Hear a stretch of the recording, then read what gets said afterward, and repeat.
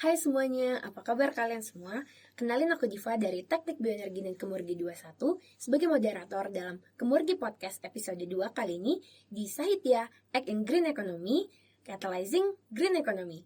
Acara ini didukung oleh Boulevard ITB dan juga ISEC in Bandung. Di Kemurgi Podcast episode 2 kali ini, dengan judul What's Hot in TB, kita akan membahas framing isu yang sedang terjadi di Teknik Bioenergi dan Kemurgi, serta prospek kerja lulusan Teknik Bioenergi dan Kemurgi. Tentunya dengan narsum yang super keren yaitu Pak Akso, serta Kaniken dan juga Kak Sabila. Pak Akso sendiri adalah salah satu dosen Teknik Bioenergi dan Kemurgi. Sedikit latar belakang tentang beliau, merupakan lulusan S3 Chemical and Petroleum Engineering di University of Calgary, Kanada. Dan sebelum menjadi dosen di ITB, beliau merupakan advisor CM Teknologi Kanada pada tahun 2017 sampai 2021 dan juga meraih berbagai penghargaan, salah satunya yaitu Bronze Award in Fashion and Innovation Award International Expo di Malaysia pada tahun 2020. Kemudian, Kaniken dan Kak Sabila merupakan mahasiswa TB18 yang sudah menyelesaikan penelitiannya di Prodi Teknik Bioenergi dan Kemurgi. Nah, pasti kalian penasaran kan dengan berbagai cerita dan pengalaman dari narasumber kita yang keren-keren? Maka dari itu, yuk simak podcastnya.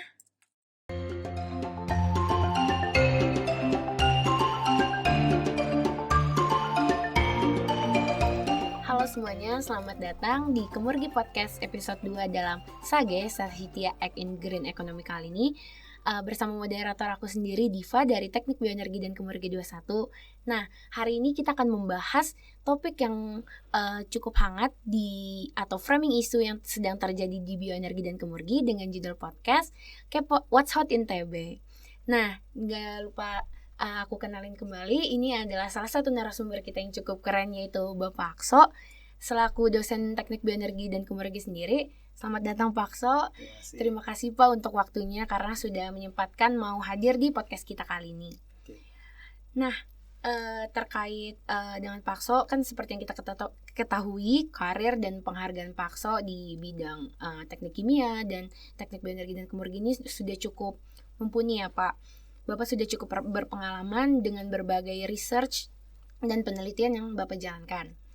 Nah, ngomong-ngomong tentang framing isu bioenergi dan kemurgi, kan sudah banyak ya Pak dibahas tentang biofuels, entah itu keuntungannya secara dalam segi lingkungan ataupun ketersediaan bahan bakunya. Tapi menurut Bapak nih, bagaimana pendapat Bapak terhadap biofuel secara performa, khususnya misalnya untuk kendaraan gitu ya Pak, misalnya dalam perihal daya dan torsinya. Nah, kemampuan biofuel sendiri tuh dalam mempertahankan energi di negara kita tuh bagaimana sih Pak menurut Bapak? Oke, jadi kalau kita berbicara biofuel ya atau bahan bakar nabati, itu biasanya kita erat kaitannya dengan kemungkinan ada 3 sebenarnya yang kita biasanya fokus, yaitu bahan bakar nabati untuk sebagai alternatif untuk bensin, terus bahan bakar nabati untuk alternatif diesel atau solar, dan juga bahan bakar nabati untuk jet fuel ya atau yang biasa kita sebut bioafter ya. Nah, kalau di Indonesia sendiri saat ini kita memang fokus untuk memproduksi berbagai bahan bakar nabati ya yang sudah berhasil saat ini tentunya di sisi komersil atau di tingkat komersial itu adalah biodiesel ya. Jadi biodiesel sampai saat ini kita sudah berhasil memasuki B30 ya. Jadi kita mencampur biodiesel yang kita buat dari minyak sawit dan dicampurkan dengan solar yang ada biasanya dijual di Pertamina misalnya ya. Nah, itu sudah mencapai 30% bauran. Nah, harapannya memang nantinya kita bisa mencapai sampai 100%. Jadi untuk alternatif diesel sebenarnya kita ada 2 saat ini, yaitu biodiesel, cara membuatnya berbeda ya. Dan yang berikutnya adalah green diesel. Ya, green diesel ini bisa dikatakan sama persis komponennya hampir sama persis komponennya dengan solar yang berasal dari minyak bumi. Ya, cuman cara produksinya tentunya berbeda dengan biodiesel. Namun yang sudah berhasil di tingkat komersialisasi itu baru biodiesel memang sampai B30 ya. Nah, rencananya nanti memang ke B40 ya. Jadi B40 malah kalau bisa seterusnya naik. Nah, namun untuk menuju ke B40 dan seterusnya tentunya kita harus meningkatkan kualitasnya ya. Jadi kenapa sampai saat ini kita baru berhasil di B30? Karena memang ada sifat-sifat khusus solar yang belum bisa disamai oleh biodiesel yang berasal dari minyak sawit. Nah, jadi itu PR kita dulu, kita harus bisa meningkatkan kualitas biodiesel, misalnya salah satunya tingkat kestabilan oksidasi. Jadi maksudnya ada beberapa yang menjadi concern, misalnya kalau dia disimpan lebih lama, dia mungkin bisa teroksidasi atau bisa kandungan airnya jadi lebih tinggi misalnya. Jadi hal-hal seperti itu yang kita perlu perbaiki. Jadi kita tingkatkan kualitasnya. Tentunya kalau kita bisa tingkatkan kualitasnya menyamai diesel atau bahkan lebih dari diesel yang berasal dari petroleum atau minyak bumi, nah tentunya nanti kita bisa menggunakan biodiesel itu lebih dari 40% bahkan 100%. Ya. Jadi sasarannya bukan hanya digunakan untuk kendaraan, tapi juga bisa digunakan untuk misalnya pembangkit listrik atau generator. Ya. Nah, kalau di alternatif bensin yang ramai dibicarakan saat ini yaitu tentang produksi bensa atau bensin sawit. Ya, bensin sawit ini dikembangkan oleh tim Pak Bagio ya bersama yang lain. Memang kalau bensin sawit di level laboratorium dan juga pilot plant itu sudah berhasil ya. Dan sekarang lagi diusahakan untuk demo plant, yaitu sekitar dengan kapasitas sekitar 1.000 liter per produksi. Nah, jadi harapannya tentunya setelah itu demo plant nanti bisa buat skala yang lebih besar sehingga akhirnya bisa di skala komersial. Ya. Nah, jadi kalau bensin sawit memang sawit diproses untuk menyamai komponen-komponen yang terdapat dalam bensin. Jadi itu tidak ada masalah, bisa dicampurkan mau berapa persen atau bahkan 100%. Nah, tentunya satu hal yang kelebihan dari bensin sawit ini nilai oktannya yang cukup tinggi ya, di atas 100. Jadi biasanya kalau kita membuat bensin, jadi ada bensin dengan kualitas tertentu misalnya yang oktannya di bawah 90. Nah, itu harus dicampurkan dengan komponen yang memiliki nilai oktan yang lebih tinggi. Jadi sebenarnya kita bisa mengatur berapa nilai oktan, apakah mau 90, mau 92. Nah, itulah yang dijual di pasaran dengan harga yang berbeda. Nah, sedangkan bensin sawit itu dari hasil percobaan yang dilakukan Pak Bagio dan tim memang bisa melebihi 100 nilainya ya. Jadi nantinya sangat baik bisa untuk dicampurkan dengan bensin yang kualitas rendah untuk ditingkatkan misalnya di kualitas tertentu ya.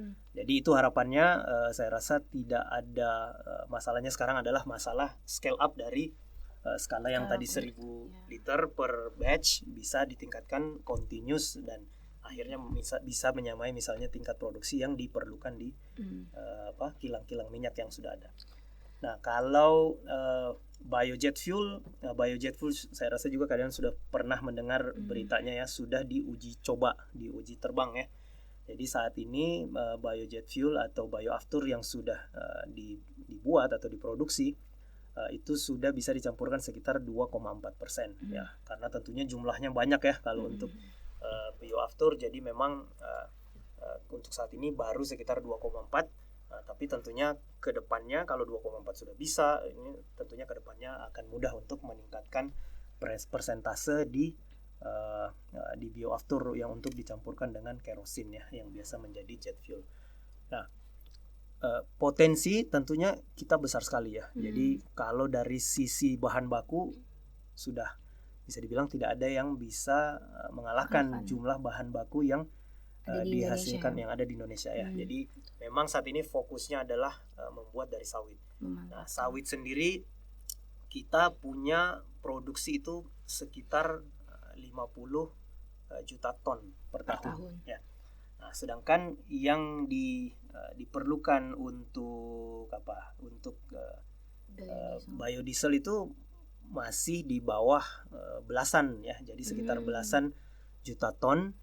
Terus untuk kebutuhan pangan juga mungkin sekitar itu angka pastinya nanti bisa dicek dari tahun ke tahun. Jadi pada dasarnya minyak sawit yang kita impor saat ini itu masih sangat berlebih. Jadi sekitar 60% itu kita ekspor keluar. Ya.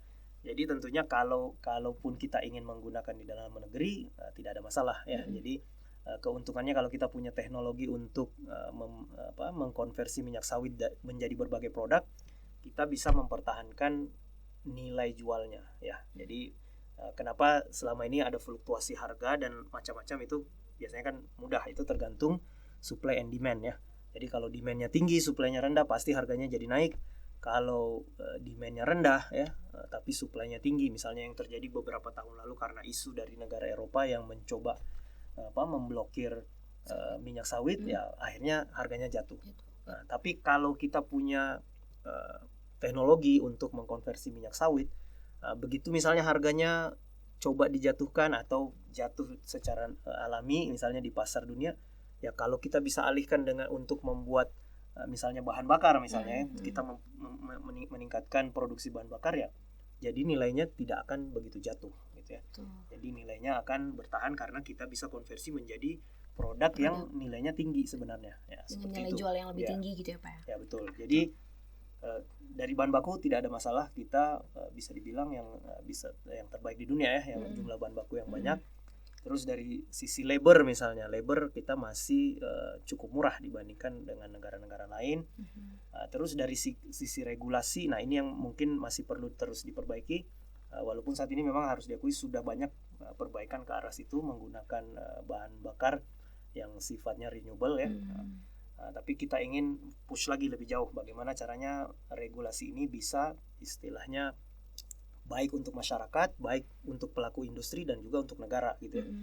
Jadi jangan hanya yang diuntungkan misalnya negara atau diuntungkan saja misalnya produsennya atau yang lain-lain. Jadi semuanya harus melihat dari tiga sisi itu. Terus apalagi dari sisi market juga, marketnya cukup besar ya. Jadi kalau kita bisa memproduksi dengan jumlah yang cukup banyak, akan bisa kita jual. Komersilnya gede ya Pak ya. Jadi tentu saja potensinya sangat besar, jadi kita harus push bagaimana teknologi ini bisa kita kembangkan, kita bisa persiapkan sehingga nantinya bukan hanya kita bisa mensuplai dari di market di dalam negeri, tapi juga supply untuk market untuk luar negeri, di ekspor ekspor gitu ya. Singkatnya seperti itu kira-kira ya. Iya kan mengingat petrofuels ini masih menjadi pasokan utama kan Pak di negara kita, mungkin karena harganya murah. Itu faktanya harganya murah dan tingkat efisiensinya tinggi, tapi para pakar atau peneliti yang sedang bekerja di bidang biofuels ini, biodiesel khususnya, itu sedang gencang-gencangnya bagaimana kita bisa menuju green economy 100% ya Pak, menggantikan petrofuels ini. Nah kalau menurut Bapak sendiri nih, kira-kira terobosan apa sih Pak yang begitu signifikan dalam biofuels itu, yang bagaimana menurut Bapak? Kalau dari pendapat Bapak sendiri. Jadi kalau kita lihat kan ya, sekarang ini memang kita masih cukup besar menggunakan bahan bakar yang berasal dari petroleum ya. Karena saat ini ya seperti yang saya katakan tadi, bauran biodiesel misalnya baru 30%. Sedangkan bensin sendiri juga masih impor sebagian besar ya. Jadi terobosan yang masih kita lakukan memang ya ini, mempersiapkan bagaimana teknologi yang sudah kita kembangkan di skala lab dan pilot ini, yang bisa dikatakan sudah berhasil, untuk ke jenjang berikutnya, ke skala demo plan dan juga commercial plan. Ya, jadi kalau kita sudah bisa melakukan itu, otomatis pelan-pelan kita akan mulai mengurangi impor dari bahan bakar yang selama ini kita butuhkan. Jadi itu saja. Jadi kita fokus bagaimana caranya mengkomersialisasikan teknologi yang sudah kita kembangkan di skala lab dan pilot, baik itu dari proses dan juga misalnya katalis yang kita kembangkan sendiri gitu. Berarti terobosan dari Bapak ini, kita harus lebih memanfaatkan teknologi yang sudah dikembangkan. Betul. Mengingat sumber daya di Indonesia ini sudah sangat mumpuni ya Pak, sudah sangat mencukupi. Tinggal bagaimana kitanya memanfaatkan tersebut dalam segi teknologi dan komersialnya, bagaimana jadi kita bisa memanfaatkan 100% sumber daya yang ada di Indonesia ini. Betul. Gitu, Pak. Oke, mungkin pertanyaan selanjutnya ini terkait penelitian dan riset atau yang riset-riset yang udah Bapak lakuin nih Pak.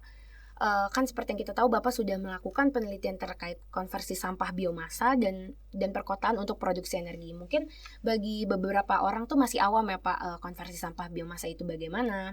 Nah mungkin Bapak bisa jelaskan secara singkat gitu Pak, tujuan dan fokus penelitian Bapak terkait konversi sampah biomasa ini tuh yang bagaimana gitu Pak, atau apa fokus penelitiannya ini? Oke. Gitu. Jadi di ITB sendiri ada beberapa ya, yang ada beberapa grup, terutama beberapa peneliti yang di pusat penelitian energi baru dan terbarukan ya. Jadi kita punya pusat penelitian energi baru terbarukan atau PPEBT disebutnya, itu ada di ITB, dan memang ada beberapa peneliti atau tim yang fokus di konversi biomasa menjadi energi misalnya ya. Nah, jadi salah satu permasalahan yang cukup besar bukan saja di Indonesia tentunya, ini saya rasa hampir di semua negara itu adalah masalah sampah ya. Jadi masalah sampah mudahnya kita bisa kategorikan mungkin menjadi 3 jenis ya. Jadi ada sampah yang sifatnya organik ya. Ada sampah yang sifatnya plastik yang sebagian besar bisa di-recycle, dan juga sampah jenis lainnya. Sampah jenis lainnya ini semuanya lah yang bercampur, jenis-jenis apakah itu karpet, apakah itu kemasan-kemasan. Nah, itu adalah jenis sampah yang biasanya tidak dipisahkan sendiri ya. Nah, di Indonesia sendiri kita masih jauh dari itu. Kita belum, saya rasa mungkin di beberapa tempat sudah mulai ada melakukan pemisahan ya. Namun memproses sampah itu sendiri di jenis-jenis tertentu itu masih kurang ya. Tentunya ada beberapa, kita sudah mulai ada pembangkit, istilahnya pembangkit listrik tenaga sampah di beberapa daerah. Ada juga yang memanfaatkan sampah sebagai bahan bakar untuk suatu industri, misalnya di industri semen misalnya ya. Jadi kita fokusnya memang saat ini beberapa peneliti terbagi-bagi ya. Ada yang fokusnya bagaimana caranya membuat sampah itu ya volumenya jadi berkurang. Ya. Salah satu caranya misalnya dengan teknologi gasifikasi. Jadi sampah-sampah yang pada dasarnya semuanya bisa dibakar atau dikurangi secara termal ya, itu dipanaskan pada temperatur yang tinggi, terus menghasilkan syngas kita sebutnya. Jadi menghasilkan gas itu campuran antara hidrogen, CO dan CO2. Nah, itu bisa kita manfaatkan untuk pembangkit listrik misalnya ya. Nah, jadi di satu sisi kita mencoba mengurangi jumlah sampah ya. Terus juga kita bisa memastikan bahwa gas-gas yang dihasilkan itu bukan gas yang sifatnya toksik atau beracun ya. Nah, jadi kalau kita melakukan gasifikasi itu bisa menghasilkan syngas yang bisa digunakan untuk produksi energi ya. Nah, terus ada juga yang fokusnya, kalau saya sendiri misalnya fokusnya melihat ke depan jenis-jenis sampah yang kira-kira di masa depan kayaknya akan banyak jumlahnya. Ya, jadi misalnya dengan adanya pandemi ini, kita memiliki new normal ya. Jadi jenis-jenis sampah, contohnya sampah kontainer makanan ya. Jadi karena sekarang orang makin banyak melakukan mungkin tidak masak di rumah atau tidak dining in di restoran, jadi akhirnya banyak menggunakan online kan ya. Menggunakan online, akhirnya sampah-sampah yang seperti kontainer itu akan besar jumlahnya ke depan ya. Terus jenis sampah-sampah yang dikarenakan pandemi juga, misalnya masker ya. Jadi sebagian besar orang masih mungkin menggunakan masker yang disposable kan ya, sekali pakai. Kalau saya sendiri, saya berusaha menggunakan yang bisa saya cuci sendiri, nanti saya gunakan lagi gitu ya. Nah, jadi itu tidak bisa dipungkiri, orang punya sifat yang berbeda, orang punya preferensi yang berbeda, itu nantinya akan tinggi ya. Jadi sampah-sampah yang berasal dari masker. Jadi sudah jelas sampah plastik yang berasal dari kontainer-kontainer makanan, terus sampah masker yang ada hubungannya dengan medis. Nah, itu juga akan menjadi besar kan ya. Jadi gloves, itu penggunaan gloves jadi makin sering tentunya. Terus untuk tes antigen dan lain-lain itu akan menghasilkan sampah yang cukup banyak. Ya, jadi kalau saya sendiri agak fokus ke bidang itu. Saya sendiri fokusnya bukan menggunakan gasifikasi, tapi menggunakan teknologi yang kita sebut pyrolysis ya. Jadi pyrolysis ada parameter-parameter tertentu yang bisa kita atur, tapi temperatur yang kita gunakan lebih rendah atau bahkan setengah dari gasifikasi. Jadi harapannya maksudnya kita tidak menggunakan energi yang cukup besar, namun di sisi lain kita bisa menghasilkan beberapa produk seperti biasanya terbagi 3 ya, bio oil, biochar, dan juga gas yang dihasilkan. Nah, bio oilnya sendiri tergantung dari jenis sampahnya, itu kita bisa menghasilkan bio oil yang punya fraksi yang mirip bensin atau diesel ya. Atau bisa menghasilkan juga jenis-jenis bahan kimia yang mungkin bisa digunakan untuk keperluan yang lain sebagai solvent atau yang lain-lain ya, atau sebagai misalnya pestisida dan lain-lain. Juga contohnya misalnya kita ada tim di teknik kimia, yaitu Pak Zainal dan tim. beliau fokus memang untuk mengolah sampah, istilahnya sampah komunitas atau municipal solid waste ya. Dari komunitas apa itu? Dari misalnya dari suatu komunitas saja, jadi misalnya dari komunitas suatu kompleks perumahan kecil misalnya, atau dari suatu kompleks sekolah misalnya ya. Nah itu mereka coba olah langsung ya, langsung menyeluruh, terutama memang sampah plastik. Nah itu bisa dikonversi untuk menjadi produk-produk yang bisa digunakan untuk pertanian misalnya sebagai biopestisida, ataupun ada yang bisa dihasilkan menjadi pupuk misalnya. Nah itu juga bisa dilakukan. Jadi kita memang ada beberapa peneliti atau tim yang fokusnya di konversi biomasa untuk menjadi energi ataupun produk-produk. Nah, cuma memang kalau ingin kita melihat lagi lebih jauh, kita juga di bioenergi akan fokus untuk mengolah biomasa ya, bukan jadi biomasa yang merupakan sampah dari perkebunan misalnya ya. Nah itu yang ingin kita rubah menjadi energi, tentunya akhirnya energi, tapi sebelum itu misalnya dari batang pohon atau dari pelepah sawit misalnya, itu kita bisa konversi dulu menjadi molekul yang lebih sederhana ya, kadang kita sebut sebagai kalau kita coba pisahkan lignoselulosa, selulosa dan hemiselulosa. Nah, nanti selulosa itu bisa dikonversi menjadi kita sebutnya jenis gula ya, yang akhirnya mudah dikonversi menjadi bioetanol misalnya. Jadi seperti itu. Jadi ada banyak jalan yang masih harus kita tempuh, yang jadi PR bagi peneliti dan juga bagi industri untuk mengembangkan teknologi tersebut. Jadi dari penelitian Bapak terkait konversi sampah ini ternyata nggak cuma fokus di satu bidang ya Pak. Betul. Ada dari klasifikasi sampah, pemanfaatan energi menjadi gas. Terus kalau Bapak sendiri fokusnya kayak kira-kira kedepannya nih sampah apa aja sih yang akan banyak terjadi gitu. Maksudnya sampah yang dihasilkan tuh banyak terjadi dari sampah-sampah apa aja gitu. Betul. Dan dimanfaatkan untuk menjadi apa, dan juga fokus terkait produk-produk yang dihasilkan dari konversi sampah tersebut gitu. Ya. Nah, kalau dari penelitian Bapak sendiri ini tuh kira-kira hambatan terbesarnya tuh apa sih Pak? Hambatannya ya mungkin kalau kita lihat atau rintangan-rintangan dalam ya, setiap proses kan, Bapak. Dalam proses pengembangan teknologi memang tahapannya cukup panjang ya. Jadi kalau kita dalam melakukan pengembangan teknologi itu ada tahapan-tahapan tertentu, dari tahapan yang skalanya skala lab ya, terus naik ke skala misalnya kita sebutnya bench scale, sedikit lebih besar. Setelah bench scale biasanya pilot. Pilot itu biasanya mungkin seruangan ini biasanya ukurannya. Nah, setelah itu baru ke demo plan ya. Ke demo plan dan akhirnya ke komersialisasi di industrial scale ya.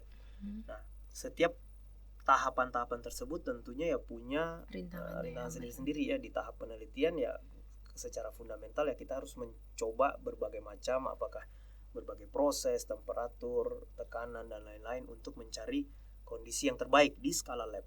Nah, begitu kita coba naik dari skala lab ke skala bench scale atau pilot, nah, berarti sekarang ada permasalahan bagaimana melakukan scale up proses tersebut. Nah, yang tadinya mungkin kita punya efisiensi atau konversi yang mungkin 95%, di skala pilot bisa turun seperti itu. Jadi ada hambatan, kita harus melihat dari termodinamikanya, dari heat transfer, dari masalah fluid mekaniknya, itu kita harus lihat lebih baik. Tapi yang terbesar, salah satu yang terbesar juga biasanya di masalah funding atau pendanaan ya. Betul. Jadi untuk mendanai penelitian itu biasanya tidak kecil ya. Jadi di berbagai negara juga memang R&D itu adalah bagian atau departemen, kalau di industri, kalau di suatu company memang akan memakan jumlah dana yang cukup besar ya, karena untuk melakukan pengembangan. Jadi pengembangan produk hampir semua company yang punya R&D department itu ya, perusahaan-perusahaan yang besar biasanya ya mereka punya anggaran yang cukup besar untuk danai research dan development dari berbagai produk atau teknologi. Nah itu sama halnya dengan di kita juga haruslah didukung, harus sistem yang ada di Indonesia harus bisa mendukung berbagai jenis penelitian di berbagai level atau di berbagai tingkatan komersial lah. Jadi jangan sampai penelitian itu hanya kandas atau cuman berhasil di skala lab, namun begitu naik ke pilot, begitu naik ke begitu naik ke demo plan akhirnya kandas karena mungkin terkendala masalah biaya dan lain-lain. Jadi biasanya di sini memang yang paling berat.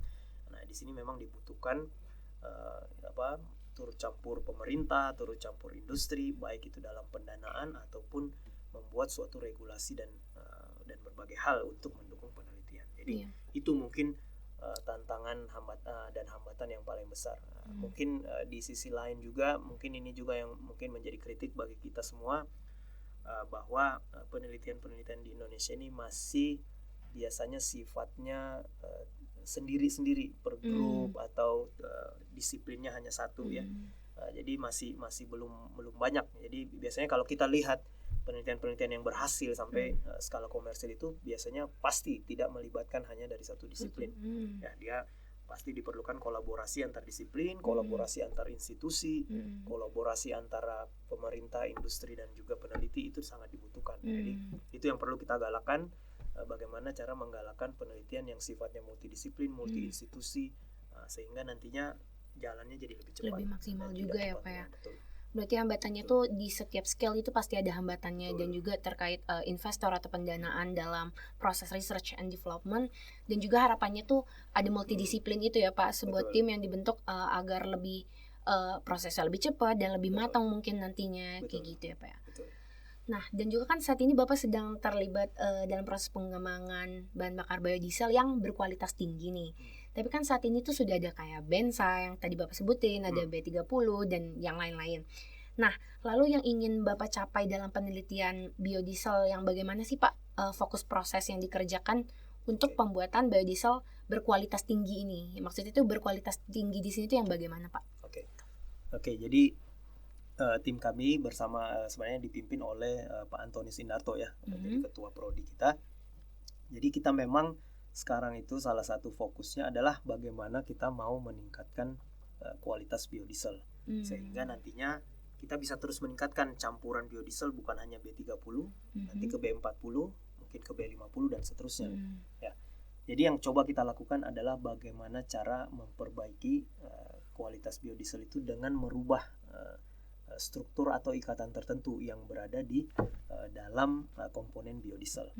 Bagaimana cara kita merubahnya? Ya memang kita harus menggunakan tambahan bahan kimia lain atau dalam hal ini sebenarnya kita menggunakan molekul hidrogen ya.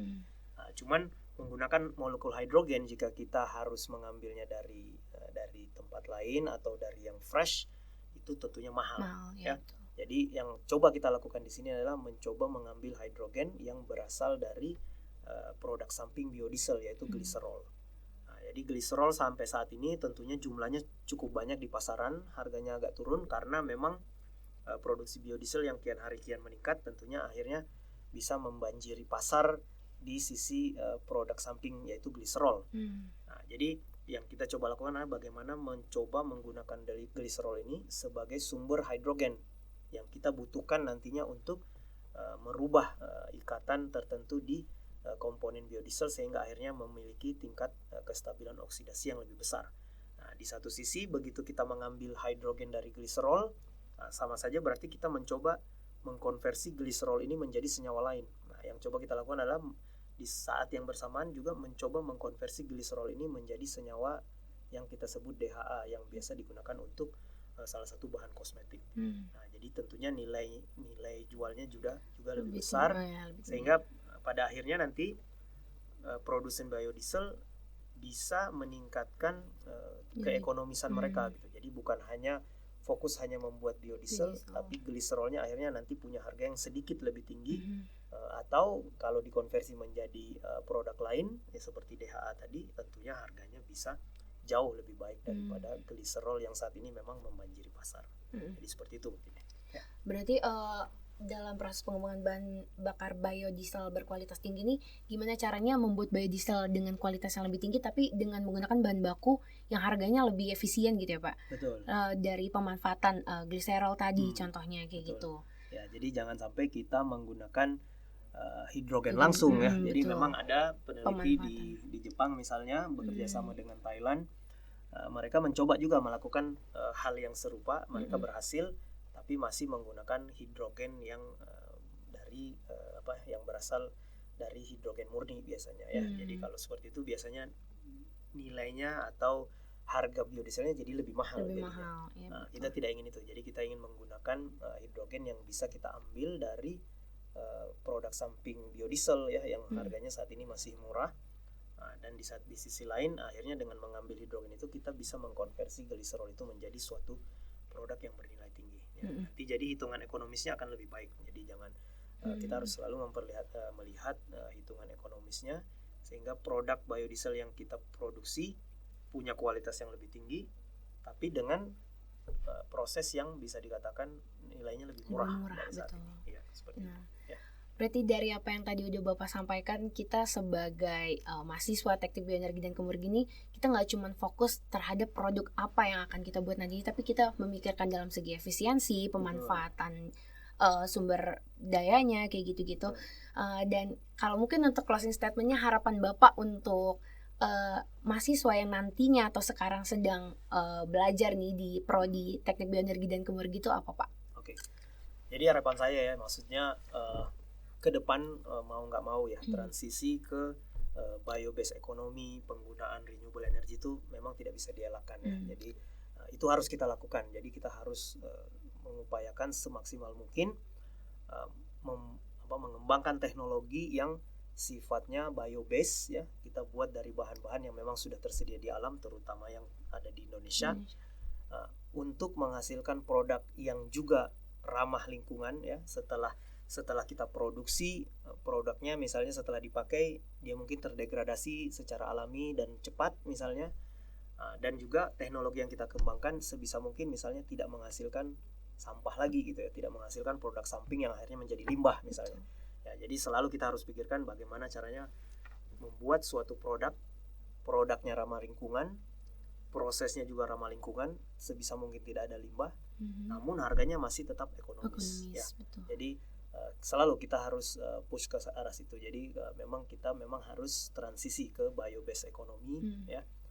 Dan juga nantinya mungkin yang menjadi isu yang cukup hangat juga adalah nanti kita akan coba fokus juga ke forest bioekonomi. Jadi bagaimana caranya tetap menjaga kelestarian hutan, tapi dari hutan tersebut kita bisa mengambil manfaatnya setiap saat gitu. Seperti itu ya. Jadi kita sebisa mungkin bukan berarti kita melakukan produksi yang besar namun tidak memperhatikan lingkungan atau jadi itu bisa kita capai dengan memang mendesain teknologi yang kita kembangkan dengan lebih baik lagi.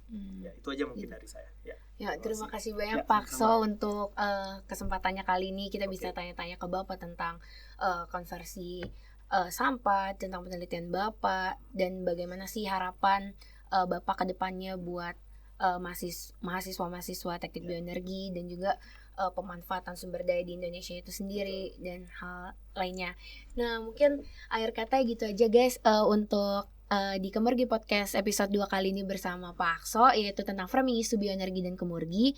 Mungkin harapannya dari apa yang udah dijelaskan Pak Akso tadi, kami sebagai mahasiswa teknik bioenergi dan kemurgi bisa mendukung gerakan green economy itu sendiri dan bisa menerapkannya nanti ketika kita sudah lulus nantinya, ataupun penelitian yang akan kita jalankan nanti bisa diterapkan melalui project-project yang sudah dilakukan oleh dosen-dosen di ITB khususnya kayak gitu. Mungkin itu aja, sampai jumpa lagi di Kemurgi Podcast selanjutnya. Dadah. Oke, terima kasih Pak. Halo teman-teman semua, kita lanjut lagi nih di Kemurgi Podcast episode 2 kali ini bersama narasumber yang kece-kece juga. Halo Kak, ada Kak Sabila dan Kak Niken, yaitu kakak-kakak ini dari TB18 yang sudah selesai melakukan penelitian dan juga seminar hasil nih, tinggal nunggu wisuda aja ya Kak ya. Betul. Nah, kali ini kita bakal ngobrol-ngobrol terkait prospek kerja lulusan dari Prodi TB itu sendiri, dan juga pengalaman kakak-kakak terkait penelitian ataupun yang sedang mengikuti proyek dosen kita ini. Nah, oke, mungkin yang pertama aku mau nanya ke Kanika nih.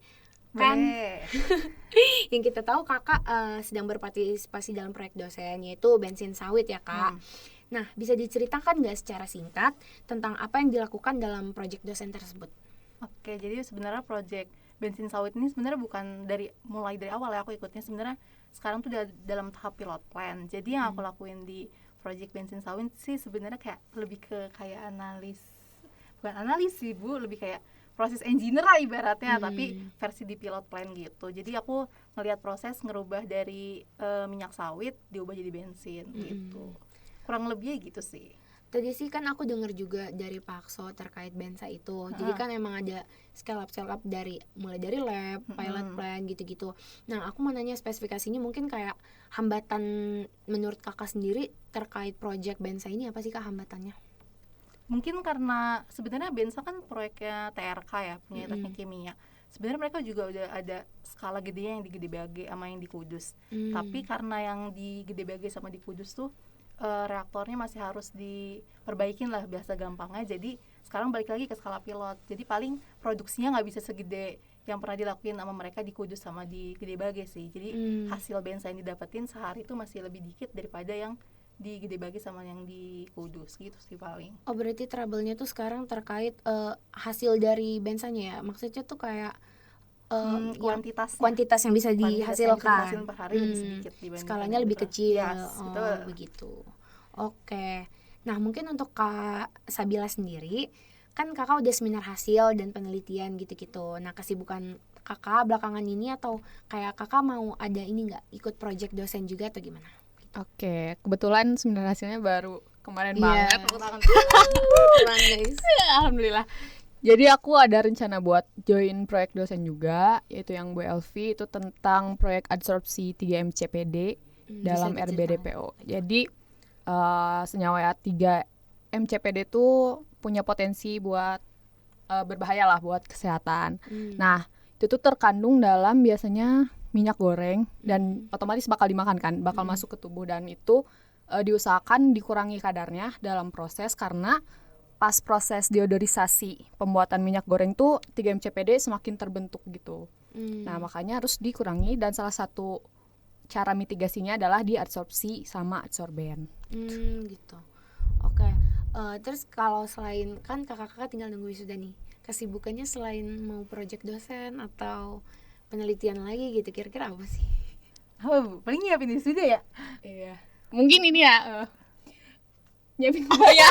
Oh, nyiapin kebaya ya. Iya. Kalau punya rekomendasi tulis. Iya. Ngomong-ngomong tentang, kan kakak udah seminar hasil, udah melakukan penelitian gitu-gitu. Aku mau nanya kali ya, pas penelitian kemarin tuh struggle terbesarnya tuh apa sih kak? Kita sama-sama chaos kayaknya. Iya. Aku mulai duluan. Aku mulai itu dari bulan apa ya kita kesini? Oktober kayaknya. Oktober pokoknya preparasi bahan, nanya-nanya ke Kang Agus. Kenal Kang Agus kan? Nah, nanya-nanya ke Kang Agus. Terus kayak mulai ngeran banget tuh aku November awal. Karena penelitian aku tuh kayak banyak uji-ujinya juga. Kakak kering atau basah? Basah. Oh ya. Kita yang kering cuma Nadia sama Nana ya? Iya. Angkatan 18 cuma Nadia sama Nana. Aku basah, jadi aku harus preparasi bahan buat uji-uji itu lumayan lama, dan kayak nggak bener-bener ya saya ini, mohon maaf nih. Terus habis itu namanya juga penelitian ya, pasti nggak semua sesuai sama apa yang udah kita susun di proposal kan. Jadi lumayan struggling sih aku, dari mulai ngeran dari November baru selesai banget Mei akhir. Berarti sekitar berapa 6 bulan. 6 bulan ya? Iya 6 bulan. 6 bulan. Ya, jadi chaos ya. Lumayan, karena metode yang udah ditulis di proposal ternyata pas dilakuin di lab tuh kayak nggak dapet nih. Aku mengincar fraksi padat dari minyak kelapanya di proses pemisahan, ternyata kok nggak dapet pas disaring di corong Bacner kayak gitu sih. Sampai akhirnya ya udahlah, emang mungkin harus dikaji lebih lanjut sih penelitian aku nih, apa yang kira-kira nyebabin kenapa fraksi padatnya nggak bisa gampang misah dari si minyak kelapanya gitu sih kalau aku. Kalau Sabila? Aku kurang lebih sama sih, struggle di metode, karena produk yang pengen aku hasilin nggak terbentuk gara-gara ya metode yang kita coba di paper tuh nggak berhasil lah intinya. Dan dari itu juga harus ngekaji lagi, terus nanya-nanya lagi, dan akhirnya adalah metode yang berhasil, dan itu aku ngerjainnya dari akhir Januari dan baru beres kemarin September. Kayak udah 8 bulan gitu. Tuh nge-lab sampai nginep. Nginepnya kayak 2 minggu full. Dia bener-bener nginep di lab. Iya, di lab. Kayak aku berdua juga udah berdua aja nginep. Ngejar target, ngejar. Iya. Awalnya berempat. Itu tuh nginep di lab tuh mantengin apa sih kan, maksudnya kayak Ya, jadi ada reaksi yang setiap misal 2 jam sekali harus dicek, betul. Oh, gitu Terus ya. diambil sampelnya. Chaosnya kan. Tapi gimana perasaannya setelah Seneng banget. SMH gitu? Seneng, tapi abis seminar hasil gak bisa pelong banget. Karena masih ada kompreh. Komprenya Tapi tuh itu berapa chaos kali? sih. 2 kali ya? Sekali kan ya? Oh, udah kompreh Kak? Udah. Oh, berhasil. Alhamdulillah. Berarti fix Wisokto ya Kak? Iya dong. Siap jarak-jarak ya guys. Ya, arah kita. Oke. Nah mungkin kita lanjut mau ngomong-ngomong prospek prodi TB dan tracer lulusan TB. Mungkin aku nanya sedikit dulu kayak terkait pengalaman KP kakak-kakak kemarin tuh kayak gimana. Mungkin boleh duluan siapa, Kak Sabila atau kan Ikan mau cerita tentang KP-nya? Aku udah. Oke. Kemarin aku KP di PTPN 8. Di mana tuh? Itu di Kabupaten Bogor. Itu pabrik kelapa sawit. Kebetulan produknya CPO sama kernel. 2 bulan ya kita. Tapi kebetulan juga aku kena Covid. iya. Jadi kayak aku malah balik baru 2 minggu dateng balik lagi. Jadi aku Tapi online. Iya. WFH. Ya WFA. Nah kakak kerjanya ngapain tuh Kak di sana? Sebenarnya nggak kerja sih, kayak mengamati aja, mengamati controlling, terus prosesnya gimana.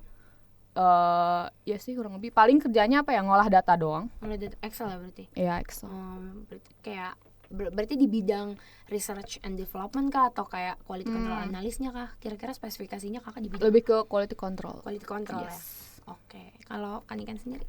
Aku kemarin KP-nya agak lumayan jauh dari sini. Aku nyebrang pulau ke Lampung ya? iya betul di Tunas Baru Lampung itu. Jadi TBL tuh sebenarnya perusahaannya tuh banyak ngeproduksinya, ada yang bidang pangan kayak minyak goreng, bihun, terus kalau misalnya kayak bioenergi di biodiesel, sama kalau misalnya kemurgi kayak ada mereka ada sabun, terus obat nyamuk gitu-gitu. Mereka tuh sebenarnya pabriknya Fokusnya gede. banyak ya? Iya, karena berarti. emang mereka tuh pabriknya besar gitu loh, Mhm. gede banget. Terus aku ditaruh di bagian biodiesel. Nah terus di situ kalau misalnya KP, mungkin kalau kalian belum tahu, KP tuh kita dari ITB dikasih tugas laporan umum sama laporan khusus. Laporan umum tuh kayak mencakup proses yang terjadi secara keseluruhan. Secara keseluruhan di pabrik. Kalau misalnya laporan khusus tuh dapat tugas dari pembimbing lapangan. Nah jadi selain aku ngeliat proses yang kejadian di pabrik biodiesel, aku dapat tugas khusus tuh ngerancang gimana kalau misalnya pabriknya kapasitasnya mau ditingkatin. Jadi kalau misalnya di pabrik aku tuh kemarin kapasitas per harinya tuh 1050 ton per hari. Terus aku disuruh ngedesain gimana kalau misalnya TBL ini kapasitasnya ditingkatin jadi 1200 per hari. Gitu sih. Terus karena emang corona juga dan orang-orang sana juga masih banyak yang kena, jadi aku tuh offline-nya paling cuma 1,5 bulan deh. Kayak sisanya aku online. Berarti kakak kayak di apa tuh laporan khusus kayak study case gitu ya Kak? Iya, kalau aku lebih ke study case. Aku juga study case, Study case. tapi Study case kayak juga. ada kerusakan unit di sterilizer itu harus gimana solusinya dari kita. Berarti kita juga di KP itu diajarin untuk jadi problem solver gitu ya, betul. permasalahan di pabrik. Nah terus kira-kira dari KP kemarin kakak mau nggak kira-kira kerja di tempat KP-nya gitu? Lebih tertarik nggak? Tertarik atau kayaknya kurang relate nih, kayak pengalamannya pribadi aja sih kayak gimana gitu? Ini disclaimer, ini menurut pandangan kita masing. Iya. Setiap orang bisa beda-beda. Kalau aku, kalau di pabrik tempat aku KP, kayaknya kalau misalnya harus jadi apa sih namanya itu ya? Pekerja shiftnya bener-bener kayak harus ngeliatin prosesnya dari awal sampai akhir, aku nggak mau deh. Karena itu lumayan capek dan lumayan mulia. Karena shiftnya harus, karena kan pabrik tuh jalannya tuh 24 jam nggak berhenti kan. Kayak itu akan capek sih kalau misalnya bakal jadi pekerja yang benar-benar turun ke lapangan di pabriknya. Tapi kalau misalnya kayak quality control atau orang yang di bagian kayak gitu-gitu, aku masih mau sih gitu. Kalau ngelab mau nggak Kak? R&D itu? Kalau R&D aku masih suka karena itu gak terlalu ngabisin energi banget sih kalau menurut aku ya. Kalau Sabu gimana Bu? Kalau Kak Sabila gimana? Aku juga kurang lebih sama, karena kemarin kan diajak keliling gitu sama mandor pengolahannya. Nah kebetulan si kakaknya tuh kan cowok. Terus kita diajak jalannya tuh kayak jauh banget, terus naik tangga dan lain-lain, dan banyak yang pingsan kebetulan kemarin. Jadi kayaknya aku nggak mampu deh kayak kakaknya segede itu. Oh my god. Betul. Ya Allah, bisa. Terus ya paling sama sih aku di R&D aja, di lab itu aku baru bisa lah. Berarti lebih ke bidang research Iya. dan quality control gitu Itu kan harus ya. cowok The deh, kan people aku cewek. behind gitu Iya, ya. karena kalau misalnya cewek kayak mungkin rada berat sih. Iya. Kayak aku ikut proyek ini yang nyoba shift gantian juga lumayan capek sebenarnya kalau buat cewek ya. Terus kayak capek aja. Oh ya, dan kebetulan di daerah pengolahannya tuh nggak ada cewek sama sekali. Bener. Iya, Di nggak ada pabrik cewek aku sama juga nggak sekali. ada cewek sama sekali, cewek Adanya tuh di cuma ada kantor. satu. Jadi Di pekerja lab. tetapnya gitu ya. Maksudnya pekerja tetap di lapangan atau di pabriknya tuh nggak ada yang cewek Iya, gitu. nggak Di ada. lapangannya ya. Cuma ngurusin administrasi paling satu. Kalau di Tuh. tempat aku gitu. Oh. Si teteh ini satu doang. Itu emang manable work banget ya. Kebetulan kita di pabrik yang kayak gitu. Iya, kebetulan Iya, kita di iya. pabrik kayak gitu. Oh, iya, Tapi mungkin. kalau ngeliat pabrik lain pas kita kunjungan pabrik kemarin kayaknya nggak masalah ya. Iya. Tergantung pabriknya masing-masing sih sebenarnya. Iya. Tuh. Nah setelah kakak KP gitu-gitu dan kakak kan udah seminar hasil juga, maksudnya sudah tuntas lah menjadi mahasiswa ITB gitu kan, karena tinggal wisuda. Nah kira-kira kalau kakak ngelihat sendiri nih, lulusan teknik bioenergi dan kemurgi itu berpotensi kerja sebagai apa sih kak, dan kira-kira sektornya tuh di mana aja atau ranah industrinya tuh apa aja gitu. Oke. Yang pasti proses engineer Itu ya. jelas sih. Pasti. Proses engineer-nya di bidang apa aja kan kita bioenergi kemurgi itu turunan dari teknik kimia kan. Kita masuk ke teknik kimia juga kalau misalkan lihat per section, berarti kalau bioenergi nih ada biodiesel, biofuel, pokoknya migas lah. Migas yang mungkin lebih ke biomasanya, tapi kalaupun nggak ke biomasa juga masih masuk. Maksud saya dari fosil gitu. Terus Masih bisa apa? lah. Kemurginya Kemurginya kosmetik, Aksesori. kertas, Gitu. aksesori. Dan kalau ngeliat-liat, kalau lihat 17, 16, 15 banyak ya yang maksudnya ke yang kayak kemurgi juga banyak. kemurgi banyak. Di Oh iya, kosmetik kakak banyak. bioenergi atau kemurgi? Lebih tertariknya tuh ya ke Kita, Kemurgi sih. aku kemurgi juga. Aku Oh atsiri iya. sih. Atsiri ya. Tapi Menarik aku sih ya. lagi coba bioenergi, aku kan Bensa kan masuk banyak. Bioenergi betul. Kayak ya seru tapi kayak seruan kemurgi sih kayak so far. Dulu kakak ngambil ini nggak mata kuliah pilihan yang kemurgi nggak? Ambil Oh, kosmetik, kosmetik ya? Atsiri. Semester berapa? 6 apa 7 gitu? 6 7 ya? 6 atsiri, 7 kosmetik. Kosmetik. Apa 8? 7 ya, 7 7 kosmetik. 7. Oh iya menarik sih. Kayaknya aku juga pengen ngambil Ambil, mungkin seru. rencananya. Iya begitu sih. Oke, terus kalau yang kakak ketahui nih, proyeksi atau alumni kita yang di TB nih, kira-kira kerjanya tuh di mana aja sih kak? Kayak mungkin fokus pekerjaannya sebagai apa atau di sektor-sektor bidang apa? Mungkin kan kakak udah lebih research ya daripada kita gitu. Kalau yang kakak tahu tuh apa aja gitu? Pertama proses engineer pasti. Terus kan karena kita belajar nanti tingkat 4 belajar safety, tentang gitu kan safety sama pengolahan limbah. Jadi beberapa dari anak TB juga ada yang jadi safety Safety ya, engineer, sama safety. konsultan juga ada konsultan di bidang safety gitu. Terus apa lagi? Terus di Yang mesti relate sama bioenergi. masih controlling Iya. ya, karena belajar pengendalian proses juga. Termasuk masih masuk proses engineer sih harusnya. R&D gitu ya kak ya, pasti. R&D. Development. Apa lagi ya? Tapi kalau misalnya yang nggak berhubungan sama TB juga banyak kita. Iya. Betul. Apa tuh kak kira-kira yang masih kepake lah ilmunya dari TB gitu? HR, Oh HR. terus Iya, di HR. bank. Menarik. Di Di di bank DPR. Iya, di Iya. institusi negara. Iya, di Ada loh yang negara. di DPR sama Ada beberapa kementerian. orang. mungkin kalau di bank tuh kayak ekonomi teknik gitu-gitu Iya, kali betul. kan. Iya, itu kepake. Dan Teknik yang kepake. di apa? Institusi negara juga masih nyambung sama energi sih. Energi. Tentang bikin kebijakan-kebijakan gitu. Iya. Iya Iya, sih. masih relate. Kan ngerti ranah di Iya, ranah iya. bidangnya gitu loh. Iya. Oh ya, terus masuk ke ini juga makanan. Makanan, ada yang Oh, di iya? industri makanan. Industri makanan juga masuk. Oleh kimia. Oleh kimia, kayak fatty acid, fatty alkohol tuh ada. Tuh. Makanan ada. Terus apa lagi ya, Bu? Sama banyak, bukan banyak sih, beberapa juga ada yang lanjut S2. S2. Ada yang Iya, di dalam S2. negeri, ada yang di luar negeri. Itu masih berhubungan dengan TB nggak kak? Kayak Yang S2 iya, kalau yang di ITB iya ya, Bu. Yang gitu. Lanjut Kalau ke teknik yang di kimia. luar negeri ada yang enggak sih? Kalau yang di luar negeri ada yang enggak. soalnya kan rata-rata S2 tuh kayak bisnis manajemen. Iya, betul. Oh, betul, betul. Gitu-gitu. Iya. Tapi kalau yang fast track berarti tekim gitu Tekim. kan. Betul. Kayak gitu.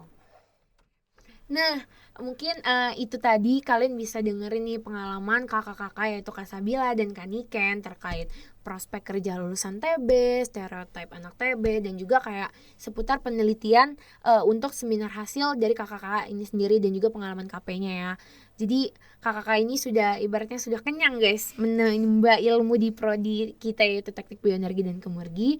Mungkin lain kali kita bisa ketemu lagi di obrolan Kemurgi podcast selanjutnya. Terima kasih, dadah. Nah, gimana guys? Tadi pasti insightful banget kan materi-materi yang sudah disampaikan oleh narasumber kita. Akhir kata, aku ucapin terima kasih banyak kepada narasumber kita hari ini, yaitu Pak Akso, Kak Sabila, dan juga Kak Niken, karena hari ini kita udah banyak banget dapat materi terkait proyek penelitian yang sedang dilakukan, dan juga gimana pengalaman KP dari kakak-kakak, dan juga penelitian Pak Akso yaitu di konversi sampah itu sendiri, bagaimana impactnya nanti untuk keberlangsungan hidup kita di masa depan. Nah, dan jangan lupa buat kalian isi kuesioner terkait seberapa paham sih kalian akan isi podcast kita kali ini, karena nanti akan ada orang yang beruntung dan mendapatkan imani dari kita. Nah, gak luput juga keberhasilan acara ini didukung oleh media partner kita yaitu ISEC in Bandung dan Boulevard ITB. Mungkin itu aja dari aku, sampai ketemu lagi di podcast selanjutnya.